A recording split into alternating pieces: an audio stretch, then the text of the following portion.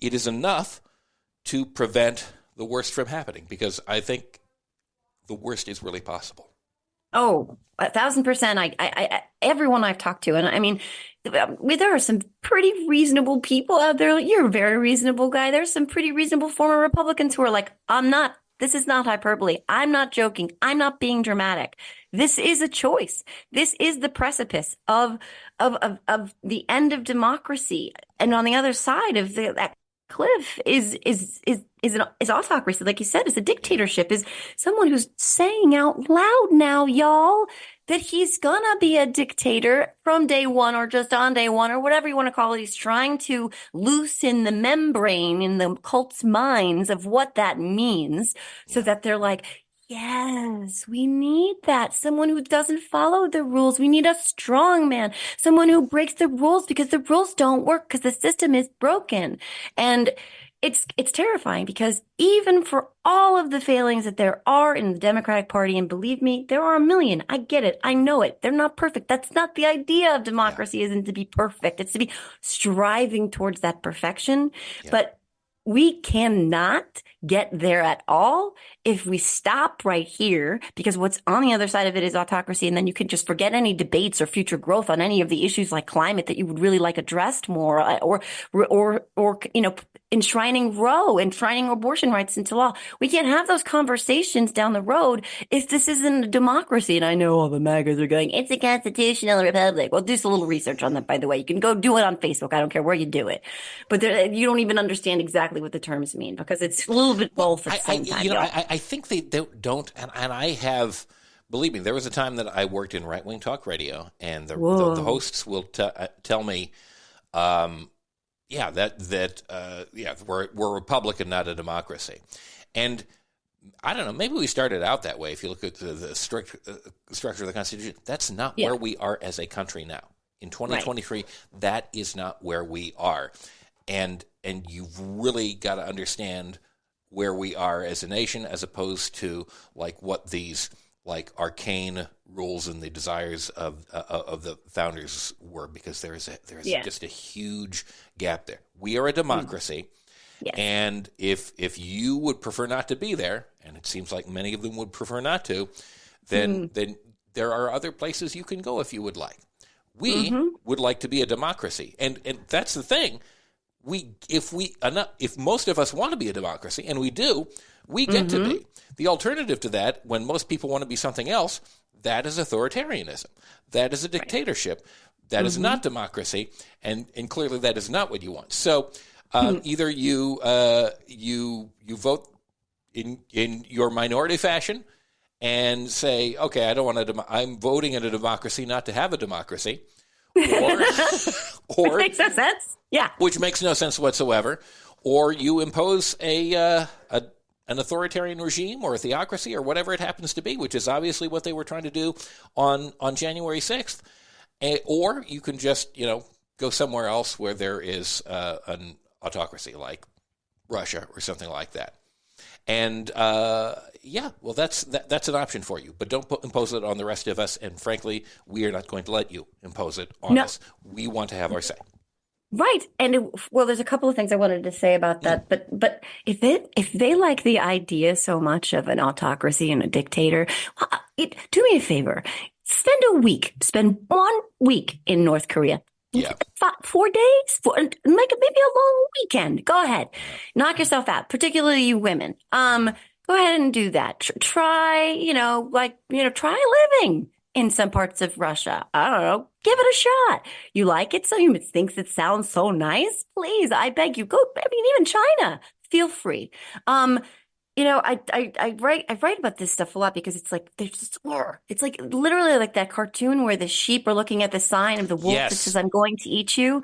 He's saying, it like it is. Right. He's saying to them, "I am going to be the dictator for you, and I'm going to eat you up." And they're like, "Oh, things are good now." But he says that even though he didn't make them better last time for us, he's going to make them better next time for us by being a dictator. It's like saying, the sheep going, "Oh, we need a wolf. Of course we need a wolf. That's how we stay safe and keep those other sheep we don't like out because they're Yeah. coming for our pastures. And Yeah. it's really, Freedom is it's slavery, if, to quote yes, 1984. right, exactly. It's totally like that's Orwellian. I mean, it's right like freedom is slavery. What are the other one? I can't think of what else they say, but Ignorance where is they strength. That's another one.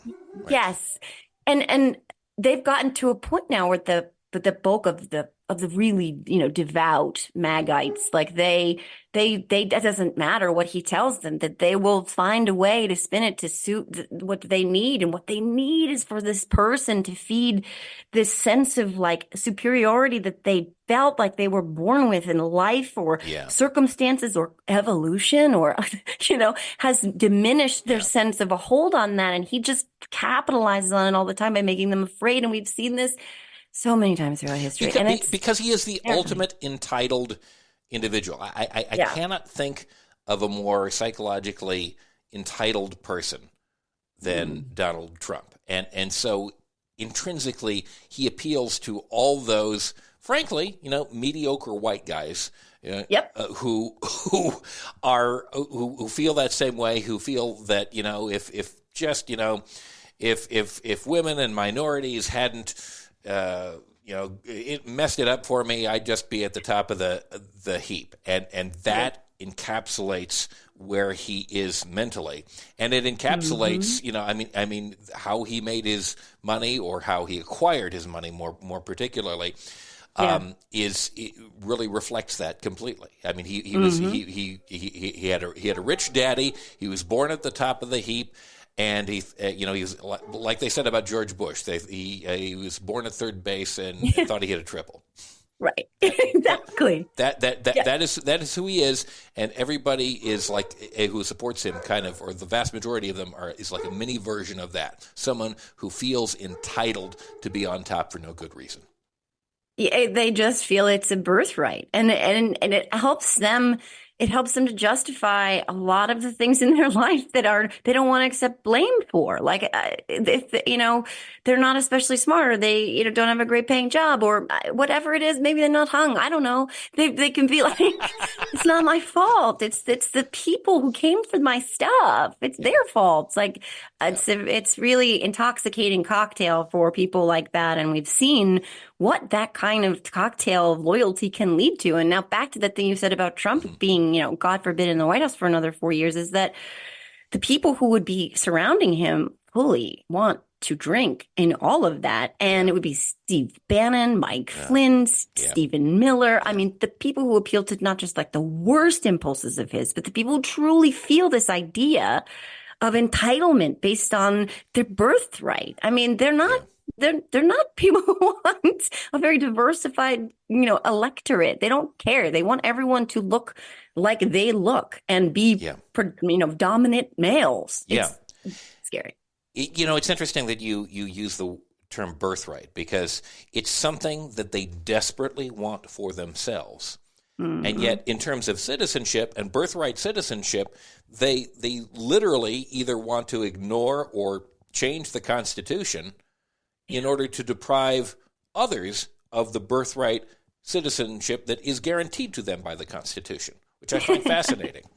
It's one of their founding. I don't know if you know this. One of their founding platforms. Well, this MAGA version of it is hypocrisy. Yes, it's like hypocrisy, intolerance, bigotry, stupidity. Hypocrisy is a big one. I mean, it's like you can't. Most of them also put Donald Trump himself, like they're descendants of immigrants, and. Yeah. But they just want to pull that ladder up and be like, my dad was an immigrant. It's like, this is what really, truly does make this country the tapestry that Jimmy Carter imagined, And they don't want that. And the reason I think that they are so desperate and so extreme and so far right is because they know that notion is in the throes of its extinction. Yeah. And they're up against the clock of time to do whatever they can to unnaturally stop it from happening. Yeah. And they will succeed. And that's we've seen extreme versions of what that looks like throughout history. And that's not hyperbole to say that could happen here. I mean, they're talking about deporting people who don't believe our national religion. Like, what did you just say? No. Yeah, I mean, we can paint all sorts of pictures. And Trump acolytes like, Nick Fuentes, the guy who Trump had dinner with. Wants to deport or kill all non-Christian. I forget which one. I think he wanted to kill them. I think that's what he said. I believe that's correct. So, so this is a serious thing that we're talking about. So, I am wondering what we need to be focused on. I mean, I think there are always a lot of different fights we have to fight against autocracy, especially in the Trump era. There's so many ways in which they're pushing and attacking, and I feel like we are relegated on the left to playing defense so much of the time. So I'm wondering what your thoughts are as we move into 2024 for what we should be focusing on, where we should be taking the fight to them preemptively, and not just, responding on defense, which, we have to do that too. But where should we be leading the fight and taking it to them? I think the number one thing, and I think Biden has done this intermittently, but I think when he really leaned in hard on being the pro-democracy party and not the party of competency, not the party of chaos.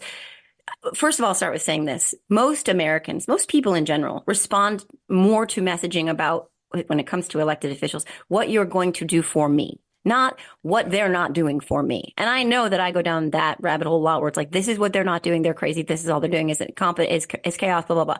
But Americans want you to tell them what you're going to give them.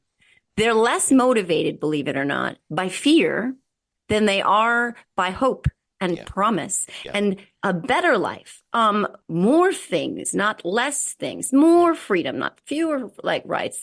So I think that Biden, again, he's been good about this. He gave that one speech. I don't know if you remember it. You probably do, where he was backlit by red, and they're like, demon Biden. And a lot of that speech was about hated that one. They absolutely hated they were so triggered. Yeah. They needed a safe space and some Bud Light to shoot. But so was it Bud Light? I don't remember. It was Bud Light. It was.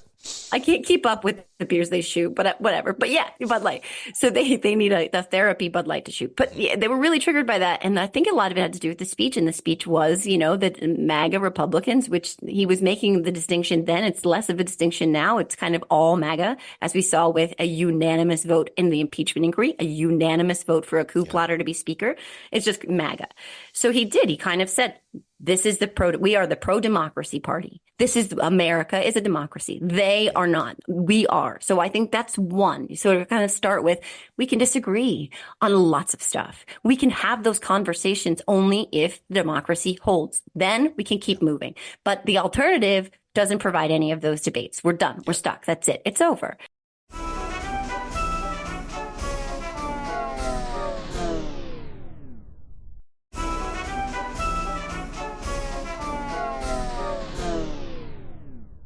The other thing that I think is super important in terms of messaging, again, is what they're going to do for you, but framing it in what they've already been doing, what they've already succeeded at doing. And when they had the House and the Senate, those were incredibly consequential 2 years. Yeah. So much historic legislation was passed. Yeah. And a lot of that legislation is with an eye toward the future, whether it's, climate, which the Inflation Reduction Act, people don't know this, but we have to talk about it, was one of the most consequential climate legislations bills ever signed into law. But it's part of a whole other, there's more to it than that. But that messaging has to be out there. It has to be made strong because it's getting lost in all the noise and the chaos. And so what's happening is the reality of a strong economy or reality of, lowering inflation, lowering gas prices isn't trickling down to ma and pa suburban because there's so much other noise and that's sensational. And it's like, okay, I'm done. I don't want to listen.